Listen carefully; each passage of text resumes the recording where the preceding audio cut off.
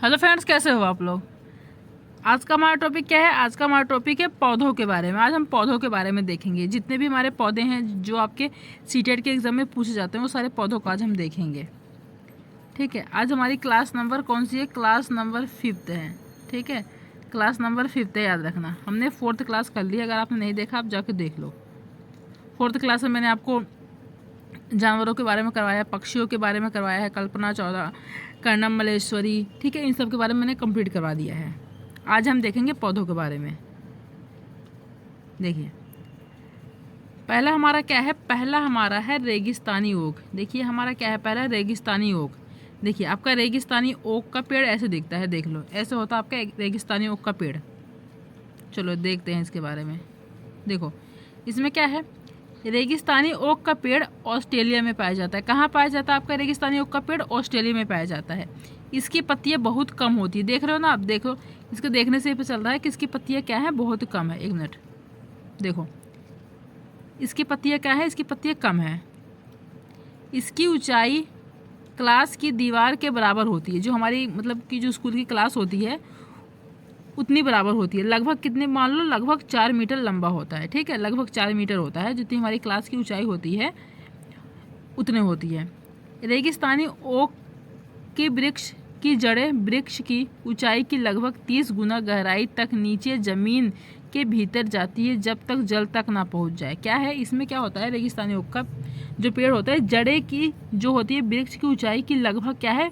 वृक्ष की ऊंचाई की लगभग 30 गुना गहराई तक जाती है। क्या है? गहराई तक। नीचे कहाँ पर जाती है? नीचे जमीन तक जाती है इसकी जड़ें जो होती हैं। ठीक है, जब तक ये पानी तक ना पहुंच जाए। इसकी जड़ें ना अंदर जाती है। कितनी गहरी जाती है? 30 गुना तक जाती है, जब तक यह पानी तक ना पहुंच जाए।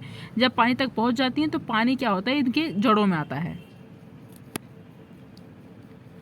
रेगिस्तानी ओक के पेड़ का पानी पेड़ के तने में जमा होता रहता है। ठीक है, जो रेगिस्तानी ओक के पेड़ का पानी होता है वो पेड़ के क्या है? पेड़ के तने में जमा रहता है। क्यों? क्योंकि जब 30 गुना तक बिल्कुल अंदर तक जाएगा, गहराई तक जाएगा, जब तक ये पानी तक ना पहुंच जाए।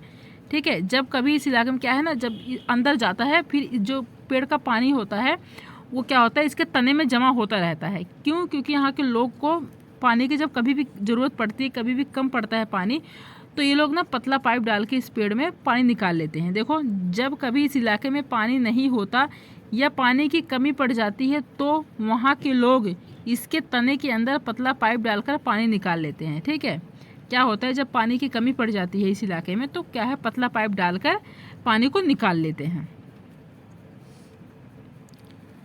अब हमारा है अगला, हमारा है निपेंथिस का पौधा। देखिए निपेंथिस का पौधा, देखिए आपका निपेंथिस का पौधा ऐसा होता है। देखो इसकी फोटो देखो। ये आपका ना दिखने में कैसा होता है? घड़े जैसे दिख रहा है। देखो अब घड़े जैसे दिख रहा है ना, इसको घड़े जैसे ऐसे होता है। ऊपर क्या होता है? ऊपर ढक्कन होता है। अब आपके भी घड़े में क्या होता है? ऊपर ढक्कन लगा होता है, ढक देते हैं। अगर हम घड़े में कोई सामान रखते हैं क्या, उसे ढक देते हैं। तो इसका निपेंथिस का जो पौधा आपका, ये घड़े जैसा आकार का है। ऊपर क्या होता है? ढक्कन लगा होता है। ये क्या होता है? जो आपका जो पौधा होता है निपेंथिस का, इसके अंदर से ना क्या है, ये कुछ स्मेल से छोड़ता है। ठीक है, इसमें स्मेल से जब छोड़ता है तो जो कीड़े मकोड़े होते हैं जो आपके, तो इसमें आके ना फंस जाते हैं। ठीक है, जब वो कीड़े मकोड़े इसकी खुशबू सुनते हैं, खुशबू सूंघने के बाद क्या है, इसमें आ जाते हैं। इसमें जब अंदर चले जाते हैं तो इसका क्या है? इस घड़े का मतलब इस निपेंथिस पौधा का शिकार बन जाते हैं। तब इसके जब अंदर आ जाते हैं तो ये क्या करता है? अपने इस ढक्कन से उसको ढक लेता है। क्या है? इसको ऐसे ढक लेता है, तब क्या है? उनका शिकार हो जाता है। ऐसे करता है ये शिकार। क्या है? इसके अपने अंदर से क्या निकालता है? खुशबू निकालता है, स्मेल निकालता है। तो जो कीड़े मकोड़े आते हैं इसके अंदर चले जाते हैं, उसके अंदर फंस जाते हैं। तो ये क्या करता है? ढक्कन से ढक लेता है, फिर उनका शिकार करता है। ठीक है, देखो जैसे निपेंथिस पौधा इंडोनेशिया और ऑस्ट्रेलिया, कहाँ पाया जाता है? इंडोनेशिया और ऑस्ट्रेलिया में पाया जाता है। और हमारे भारत के मेघालय में पाया जाता है। कहाँ? भारत के मेघालय में पाया जाता है। यह पौधा लंबे घड़े जैसा दिखता है। देख रहे हो ना, लंबे घड़े जैसा दिख रहा है। इस पौधे के ऊपर पत्ती का ढक्कन लगा होता है और इसमें से खुशबू निकलती है। क्या है? मैंने अभी बताया, इसमें से क्या होता है? इसमें से खुशबू निकलती है, जिसकी वजह से कीड़े मकोड़े उसके अंदर फंस जाते हैं। क्या है? जिसकी वजह से इसके अंदर क्या है? कीड़े मकोड़े फंस जाते हैं। यह पौधा छोटे छोटे जीवों और कीड़े मकोड़ों का शिकार करता है। क्या है? यह पौधा छोटे छोटे जीवों और कीड़े मकोड़ों का क्या करता है? शिकार करता है। निपेंथिस पौधों को घटपर्णी पौधा भी कहा जाता है। क्या कहा जाता है इसको? आपका घटपर्णी पौधा भी कहा जाता है। ठीक है, जैसे कि मैंने अभी आपको बताया कि क्या करता है? ये शिकार करता है। क्यों? करता है क्योंकि इसके अपने अंदर से क्या निकालते हैं, स्मेल निकालते हैं, खुशबू निकालते हैं। जब खुशबू आती है तो कीड़े मकोड़ों क्या करते हैं, इनकी खुशबू सूंघते हैं और अंदर चले जाते हैं तो ये फंस जाते हैं। इसको घटपर्णी पौधा कहा जाता है, ठीक है।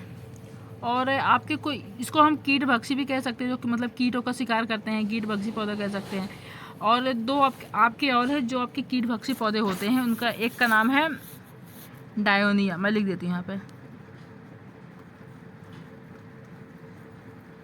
एक आपका डायोनिया हो गया, एक आपका सेड्यूनिया हो गया, ठीक है।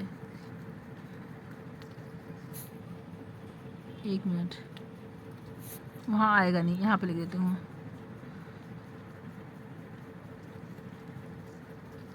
ठीक है।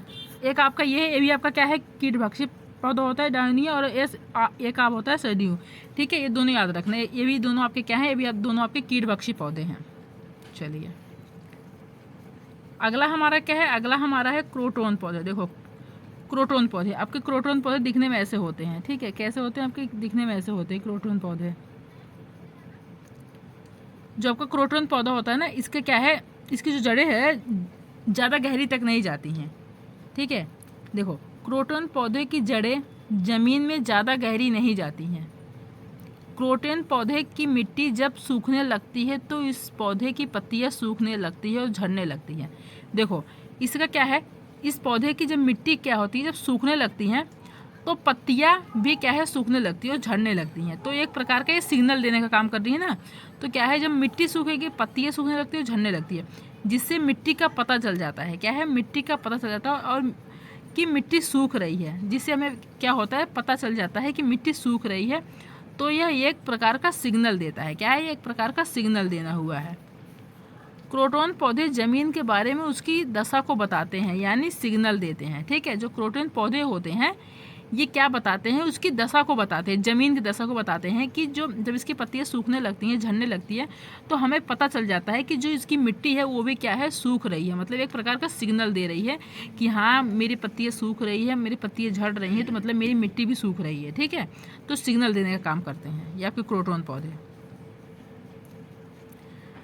अगला देखिए, अगला हमारे घास के बारे में है। देखिए आपकी घास ऐसी है दिखने में। देखो घास का पौधा जितना जमीन के ऊपर होता है उससे कहीं ज़्यादा जमीन के अंदर फैला हुआ होता है। सही बात, जो इसका पौधा होता है जितना ज़मीन के ऊपर होता है उससे कहीं ज़्यादा ज़मीन के अंदर इसकी जो जड़ें होती है ना, बहुत अंदर तक जाती है, ठीक है। बहुत अंदर तक, दूर दूर तक फैली होती हैं, ठीक है। जैसे कि आपका ये आपकी ऐसे घास हो गई, ठीक है। ये आपकी घास हो गई, लेकिन जिसकी जड़ें, समझ लो ये जड़ें हो गई, जड़ें ना ऐसे ऐसे इतनी दूर तक फैली रहती हैं, ठीक है। ये बस एक ही पौधे, मतलब इतनी घास रहेगी, लेकिन जिसकी जड़ें हैं इतनी मतलब बहुत दूर तक फैली रहती हैं, ठीक है। जड़ें यहाँ तक फैल रहती हैं। घास की जड़ें बहुत मजबूत होती हैं। क्या होती है, घास की जड़ें बहुत मजबूत होती है। घास की जड़ों को खुरपी से खोदकर निकाला जाता है। किससे खोदकर निकाला जाता है, खुरपी से खोदकर निकाला जाता है। देखिए बरगद के बारे में, देखिए बरगद के बारे में क्या दे रखा है। देखो बरगद के पेड़ की लटकन उसकी जड़ें होती हैं, ठीक है। इसकी पेड़ की लटकन क्या होती है, उसकी जड़ें होती हैं। देखो इसकी जड़ें, देखो ये देखो लटक रही है ना, ये इसकी जड़ें होती हैं, इसकी लटकन, ठीक है। इसका तना सीधा एवं कठोर होता है। क्या है, इसका तना जो होता है वो सीधा एवं कठोर होता है।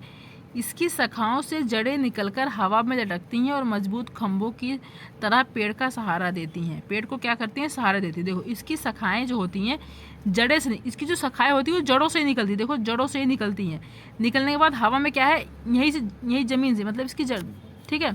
जैसे कि हमारा बरगद का पेड़ है, इसका क्या है, इसकी जो जड़ें हैं, इसकी शाखाएं क्या है, यहीं से निकलेंगी। यहीं से निकलने के बाद क्या है, फिर यही जड़ों से निकलने के बाद यहीं से ऐसे क्या है, लटकती हैं। यही वाली लटकती है और मजबूत खंभों का क्या करती हैं, सहारा देती हैं। किसको देती हैं, पेड़ को सहारा देती हैं, इसकी जड़ें, ठीक है। चलिए देखिए विदेश से आने वाली आपकी सब्जियां, देखो कौन कौन सी आपकी विदेश से आई हैं। देखो हरी मिर्च, टमाटर, आलू। जो आपका हरी मिर्च है, टमाटर है, आलू है, आपका कहाँ से आया है, साउथ अमेरिका से आया है। कॉफ़ी, बीन्स और भिंडी कहाँ से आई है, आपकी अफ्रीका से आई है। गोभी और मटर कहाँ से आया, यूरोप से आया। आपका सोयाबीन आपका चीन से आया है, ठीक है। जो आपके विदेश से सब्जी आई हैं ये सब। अब देखिए क्या है, पौधों का भाग जिसे हम खाते हैं, ठीक है। पौधों का कौन कौन सा भाग है जिसे हम खाते हैं। देखो जड़, जड़ आपकी कौन कौन सी है? मूली, गाजर, चुकंदर, टैपियोका, शकरकंदी। इसका क्या है? इसको हम खाते हैं, जड़ हम खाते हैं। आप मूली भी खाते हो, गाजर भी खाते हो। ये क्या है? ये सारी इसकी जड़ें हैं। चुकंदर, टैपियोका, शकरकंदी, ये सब क्या है? जड़ें हैं जो हम खाते हैं। तना क्या है? प्याज, अदरक, लहसुन, गन्ना, आलू, ये सब भी क्या है? ये तना है। ठीक है, प्याज आपका, अदरक, लहसुन, गन्ना, आलू, ये सब क्या है? तना है। पत्तियां क्या है? धनिया की पत्ती, पत्ता गोभी, अरबी, पालक, कड़ी पत्ता, ये सब क्या है? ये सारी पत्तियां हैं। बीज क्या है? चना, बाजरा, सरसों, गेहूं, धान, मूंगफली, दालें, ये सब क्या है? ये सब आपके बीज हैं। आपका चने का बीज हो गया, बाजरे का बीज, सरसों का बीज, गेहूं, धान, मूंगफली, दालें और आदि जो और भी हैं वो भी क्या है? आपके बीज हो गए। फल देखो क्या है? सहजन का फूल, केले का फूल, कचनार का फूल, कद्दू का फूल, मटर का फूल। ठीक है, ये सब क्या है? ये सब आपके फल हैं। ठीक है, फली क्या है? सॉरी, फूल हैं ये। फली क्या है? फली क्या है? ये मटर, जो आपकी फली होती है क्या है? मटर है। चलिए, ये सब क्या, ये क्या हो गया आपका? पौधों का भाग जिसे हम क्या है? खाते हैं। जड़, तना, पत्ती, बीज, फल, ये सब आपके एग्जाम में पूछ लिया जाता है। चलिए, अगला हमारा बीज है। एक मिनट, देखिए अगला हमारा क्या है? बीज। बीज के बारे में देखिए। बीजों को प्राचीन समय से सूखी लौकी में रखकर उस पर मिट्टी का लेप कर देते थे और नीम की पत्तियां कीड़े से बचाती थी। ठीक है, बीजों को क्या है? प्राचीन समय में, प्राचीन मतलब बहुत पहले, पुराने समय में सूखी लौकी में क्या होता था? सूखी लौकी में रखकर उस पर मिट्टी का लेप कर देते थे। ठीक है, जब लेप करते थे तो जो हमारे बीज होते थे जल्दी खराब नहीं होते थे, और नीम की पत्तियाँ क्या है? कीड़े से बचाती थी। इसको कभी कभी क्या होता था कि नीम की पत्तियों में भी रख देते थे, और जब इसको सूखी में लेप करके रख देते थे तो मिट्टी के लेप करके, तो बहुत बहुत दिन तक चलती थी, ये खराब नहीं होती थी।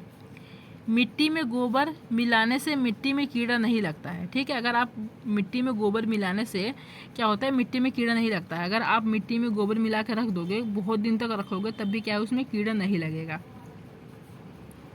पौधे स्वयं भी अपने बीजों को दूर फेंक देते हैं और कपड़ों में चिपक कर, क्या है?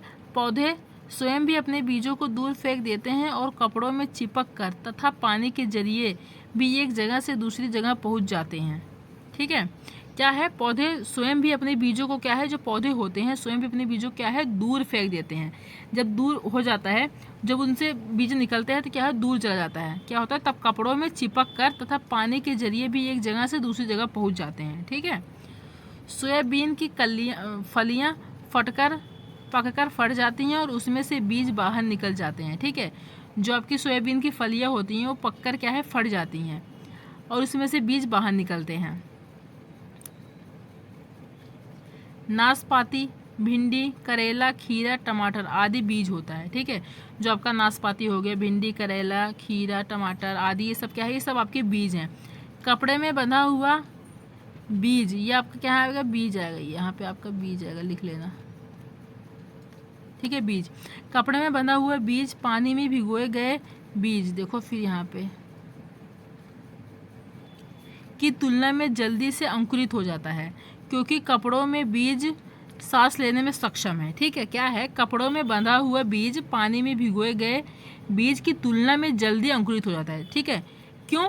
क्योंकि जो आपका कपड़े, अगर आप कोई सी भी, जैसे अगर आपका चना है, ठीक है, चने को अगर आप भिगो कर रखोगे तो इतनी जल्दी अंकुरित नहीं होगा, उसमें जो आपके वो निकलते हैं रेसे, वो नहीं निकलेगा। लेकिन अगर आप उसको, वही चने को क्या है? कपड़े में बांध के रख दोगे, ठीक है, कपड़े में बांध के रख दोगे तो वो सांस लेने में क्या है? सक्षम रहता है, तो क्या हो? जल्दी से अंकुरित हो जाएगा। आज अगर आप बांध के रखोगे, सुबह तक उसमें से उसके जो रेसे होते हैं वो निकल जाएंगे। लेकिन अगर आप सिर्फ पानी में भिगो कर रखोगे चने को, तो वो नहीं निकलेगा उसका, सिर्फ क्या, वो चना भीग तो जाएगा आपका, लेकिन उसमें से वो अंकुरित नहीं होगा।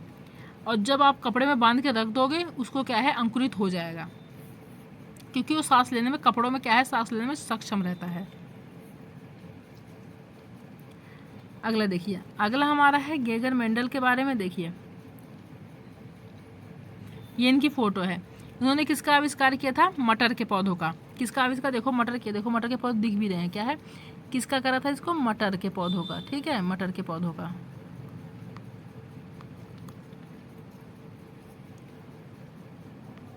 देखिए, गेगर मेंडल का जन्म 1822 में एक गरीब किसान परिवार में हुआ था। क्या है जो इनका जन्म कब हुआ था? गेगर मेंडल का 1822 में एक गरीब किसान परिवार में हुआ था। इन्होंने 7 साल तक मठ के बगीचे में 28,000 पौधों पर बारीकी से कई प्रयोग किए और ढेरों आंकड़े इकट्ठे किए। ठीक है, इन्होंने क्या है 7 साल तक मठ के बगीचे में कितने 28,000 पौधों पर बारीकी से प्रयोग किया था और ढेरों आंकड़े प्राप्त किए थे। गेगर मेंडल ने बताया कि मटर के पौधे में कुछ ऐसे गुण होते हैं जो जोड़ियों में आते हैं। इन्होंने क्या बताया? इन्होंने क्या है मटर पर किया था, तो इन्होंने क्या बताया गेगर मेंडल ने कि मटर के पौधे में कुछ ऐसे गुण पाए जाते हैं जो क्या है जोड़ियों में बन के आते हैं। देखो इन्हें क्या कहना था, जैसे पर बीज का चिकना या खुरदुरा होना, इनका क्या कहना था? बीज, यहाँ पर भी देखो कितना टाइपिंग, बीज, ठीक है, बीज आएगा आपका, ये बीज का चिकना या खुरदुरा होना, पीला या हरा होना और पौधे के तने का लंबा या नाटा होना। ठीक है, इनका क्या कहना था? जो बीज होता है, बीज चिकना भी हो सकता है, खुरदुरा होना, पीला होना, हरा होना, क्या है जोड़ियों में बनके, क्या इनको क्या कहने का था? जोड़ियों में बन के आते हैं। और पौधे के तने का लंबा, कोई लंबा होता है, कोई नाटा होता है, सब एक जैसे नहीं होते। चिकने बीज वाले खुरदुरे बीज वाले पौधों के बच्चे भी, यानी अगली पीढ़ी के पौधे में भी बीज या तो चिकने खुरदुरे होते हैं। ऐसा नहीं होता कि एक बीज थोड़ा चिकना और थोड़ा खुरदुरा बन जाए। देखो इनका क्या कहना है कि चिकने बीज वाले खुरदुरे बीज वाले पौधे के बच्चे भी, ठीक है, यानी अगली पीढ़ी के पौधों में भी बीज या तो चिकने खुरदुरे होते हैं। ठीक है, या तो चिकने खुरदुरे होते हैं। ऐसा नहीं होता कि एक बीज थोड़ा चिकना और थोड़ा खुरदुरा बन जाए। ऐसा नहीं होता है कि एक बीज, अगर देखो एक बीज चिकना रहेगा, एक बीज खुरदुरा बन जाएगा, नहीं। अगर किसी भी मटर में क्या रहेगा, अगर वो उसके बीज सही रहेंगे तो सही रहेगा। तो ऐसा नहीं होगा कि एक बीज आपका चिकना बनेगा, एक बीज खुरदुरा बनेगा। ठीक है, ऐसा नहीं होगा, इनका यह मानना था।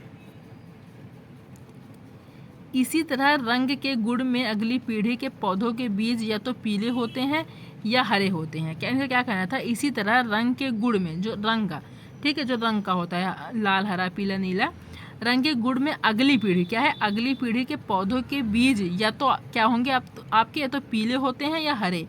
पीला और हरा गुण मिलकर कोई नए रंग का बीज नहीं बनाते। ठीक है, आपका यही होगा, ये तो जो बीज होगा या तो इनका पीला होगा या तो हरा होगा। ऐसा तो नहीं है आपके मटर का। देखो जो आपका मटर होता है, मटर के पौधों में अगर कोई अगर जब बीज खराब निकलता है तो थोड़ा पीलापन पड़ जाता है, या तो हरा होगा तो पीला होगा। ठीक है, ऐसा नहीं होगा दोनों मिलकर कोई नया बीज बनाएंगे, नहीं। या तो आपका हरा हरा बनाएंगे या तो पीला रहेंगे, या तो कुछ हरा रहेगा तो कुछ पीला रहेगा। लेकिन ऐसा नहीं है कि आपका हरा और पीला रंग मिलकर कोई, जैसे कि लाल बना दिए, है ना, रेड, ब्लू, ग्रीन, ऐसा नहीं बनाएंगे ना। या तो आपका ग्रीन ही रहेंगे या तो आपका क्या बोलते हैं वो पीला ही रहेगा। ठीक है, ग्रेगर मेंडल ने यह भी बताया कि जब बीज का पीला और हरा गुण मिलते हैं तो मटर की अगली पीढ़ी के पौधों में ज़्यादा पीले बीज वाले होते हैं। ठीक है, इनका क्या कहना है ग्रेगर मेंडल का कि जब पीला और हरा गुण, क्या है, जब पीला और हरा गुण मिलते हैं तो मटर की अगली पीढ़ी के पौधों में ज़्यादा पीले बीज होते हैं। क्या, कौन से ज़्यादा बीज होंगे? ज़्यादा पीले बीज होते हैं। ठीक है, चलिए अगला देखिए। अगला हमारा है ब्रेल लिपि के बारे में। देखिए ब्रेल लिपि, ये आपके कौन है? आपके लुइस ब्रेल जी हैं। देखो लुइस ब्रेल फ्रांस के रहने वाले थे। ये कहाँ के रहने वाले थे? फ्रांस के रहने वाले थे। लुइस ब्रेल जब 3 साल के थे, देखो ये जो आपके ये लुइस ब्रेल थे ना, ये फ्रांस के रहने वाले थे। जब ये 3 साल के थे तो क्या है ना, ये अपने पिता के क्या है औजारों से खेल रहे थे। जब उनके औजारों से खेल रहे थे तो खेलते खेलते क्या हुआ, इनकी आँखों की रोशनी चली गई। ठीक है, क्या है, इनकी आंखों में चोट लग गई जिससे इनकी आंखों में रोशनी चली गई। लेकिन इन्हें क्या था, इन्हें पढ़ने लिखने का बहुत शौक था। तब इन्होंने सोचा कि मेरी आंखें चली गई, मैं अब कैसे पढ़ूँ। तब ये 3 साल की थे तो सोचा कैसे पढ़ूँ। तब इन्होंने कुछ मतलब अपने क्रिएटिविटी करते रहते थे कि क्या करूँ, ऐसा कैसे क्या करूँ जिससे कि मैं पढ़ पाऊँ। तो इन्होंने क्या करा, ये आपका 1 मिनट, तो क्या था, तब जब इनकी पढ़ने में रुचि थी तो उन्होंने तरह तरह के तरीके भी सोच रहे थे कि कहाँ से कैसे पढूं। तो इन्होंने क्या करा, एक 6 बिंदु वाला, क्या है 6 बिंदु वाला स्क्रिप्ट है, स्क्रिप्ट करा। देखो देखो 6 बिंदु वाला है, देखो ABCD, देखो इसमें आपके 6 बिंदु है, 6 डॉट, ये 6 डॉट पर आपका आधारित था, जिसको क्या बोलते हैं, ब्रेल लिपि बोलते हैं। ठीक है, इन्होंने तब इसका आविष्कार किया, किसका, ब्रेल लिपि का, जिससे कि लोग बिना देखे इसको क्या है डॉट, जैसे कि मतलब किलो नुकीली किलो जैसे उभरी सी रहती है, और फिर उस पर हाथ रख के क्या है पढ़ा जाता है। देखो अब इनका देखो, लुइस ब्रेल जब 3 साल के थे तो अपने पिता के औजारों से खेल रहे थे। अपने पिता के औजारों से खेलते खेलते इनकी आंखों की रोशनी चली गई। क्या है, इनकी आंखों की रोशनी चली गई। इनकी पढ़ाई में बहुत रुचि थी, तो यह पढ़ने और लिखने के विभिन्न तरीके सोचने लगे और फिर एक तरीका निकाला जो बाद में लुइस स्क्रिप्ट के नाम से जाना गया। क्या, कौन सा तरीका निकाला, ब्रेल लिपि का निकाला, जिसको बाद में किस नाम से जाना गया, लुइस स्क्रिप्ट के नाम से जाना गया। एक मोटे कागज़ पर नुकीली चीज़ से 6 बिंदुओं को उभारा जाता है। क्या है, एक मोटे कागज़ पर आपका क्या होता है, नुकीली चीज़ से 6 बिंदुओं पर उभारा जाता है। फिर उभरे हुए बिंदुओं पर उंगलियों के सहारे इन्हें स्पर्श किया जाता है। फिर क्या होने, इनको टच किया जाता है, इनको छुआ जाता है, करते हुए क्या है पढ़ा जाता है। यह ब्रेल लिपि कहलाती है। क्या है, आपकी ये स्क्रिप्ट आपकी कितने बिंदुओं पर आधारित होती है, 6 बिंदुओं पर आधारित होती है। ठीक है, याद रखना, आपके एग्जाम में बहुत बार पूछा गया है। ये कौन सी होती है, एक नुकीली चीज़ होती है जो किस पे आधारित होती है, 6 बिंदु पर आधारित होती है। तो उसको क्या होता है, उसको हाथ से ऐसे टच करके उसको पढ़ा जाता है। ठीक है, चलिए अगला देखिए, अगला हमारा है वेलक्रो। देखो वेलक्रो ऐसा आपका दिखता है, वेलक्रो। देखो ये आपका जो वेलक्रो है, आपको भी पता है कि जैसे कि जब आप हम मतलब स्कूल में जब स्कूल के जो जूते होते हैं हमारे, तो उसमें भी ऐसा होता है। ठीक है, चिपकाने वाला होता है स्कूल के जूते, तो वही है ये।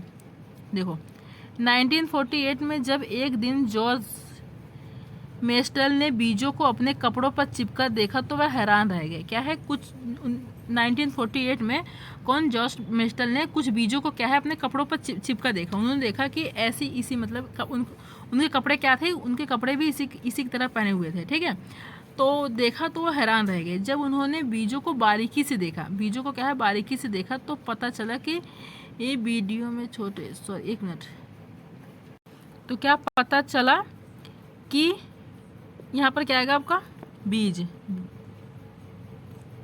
ये बीज में ही आपका ज़्यादा मिस्टेक है। ठीक है, सही कर लेना। देखो पता चला कि बीज में छोटे छोटे हुक थे। जब उन्होंने बारीकी से देखा तो उन्हें क्या पता चला कि बीज में छोटे छोटे क्या थे, हुक थे। इन्हीं की मदद से बीज कपड़े के रेशों पर अटक गए हैं। क्या है, जो छोटे छोटे हुक थे, तो क्या है, इन्हीं की मदद से बीज कपड़े के रेशों पर अटक गए थे। यह देखकर जॉर्ज मेस्टल को आइडिया आया वेलक्रो बनाने का। ठीक है, इनको यह आइडिया आया, तब जाकर जॉर्ज मेस्टल ने वेलक्रो बनाया। ठीक है, यह आपका वेलक्रो के बारे में इतनी जानकारी थी। चलिए अगला देखिए, अगला हमारा है एनीमिया के बारे में। देखो एनीमिया का जो, देखो एनीमिया हमारे जैसे कि हमारे बॉडी में क्या होता है, जब हम एनीमिया की कमी होती है, जब हम कुछ मतलब हरी पत्तेदार सब्जी नहीं खाते, अच्छी चीज़ें नहीं खाते, हम बाहर चीज़ें खाने लगते हैं, तो क्या है हमारे बॉडी में एनीमिया की कमी हो जाती है, बीमारी होती है एनीमिया की। तो हमें क्या करना चाहिए, तो हमें क्या होता है, हमारे सर में दर्द होने लगता है। ठीक है, पढ़ाई में मन नहीं लगता है। ठीक है, पढ़ाई से ध्यान भटक जाता है, तो वो होता है आपकी एनीमिया। देखो इसमें, देखो अब एक मिनट देखना, इसमें आपका क्या है, देखो इसमें आपका नॉर्मल, ये आपका एनीमिया का क्या है, नॉर्मल है। इसमें आपका मतलब एनीमिया नहीं है। इसमें देखो एनीमिया इसमें है। ठीक है, इसमें देखो है।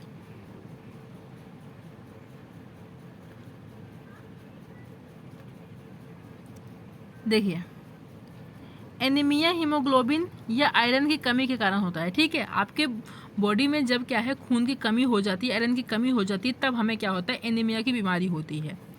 एनीमिया शारीरिक और मानसिक रूप से प्रभावित करता है। एनीमिया जो होता है आपका किससे, शारीरिक और मानसिक रूप से प्रभावित करता है। इससे बच्चे ठीक से पढ़ते नहीं है। क्या होता है, इससे बच्चे क्या है ठीक से पढ़ते नहीं है। इससे बच्चों का पढ़ाई में मन नहीं लगता है। क्या होता है, इससे बच्चों का पढ़ाई में मन नहीं लगता है, क्योंकि बच्चों की एनर्जी लेवल क्या होता है, लो हो जाता है। एनर्जी लेवल उनका क्या होता है, लो हो जाता है, जिससे उनका ध्यान पढ़ाई से भटक जाता है।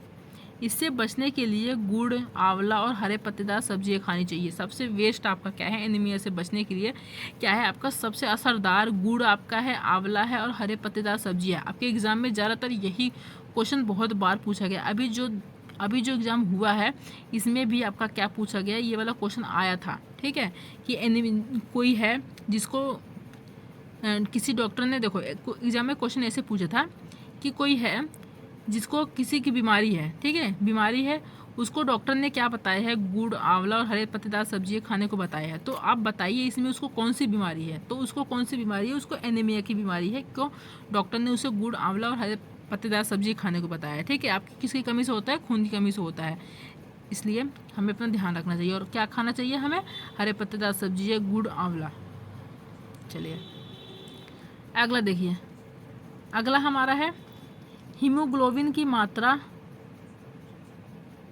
ठीक है, आयु और जेंडर के आधार पर। हीमोग्लोबिन की मात्रा हमारी आयु और जेंडर के आधार पर। देखिए आयु के आधार पर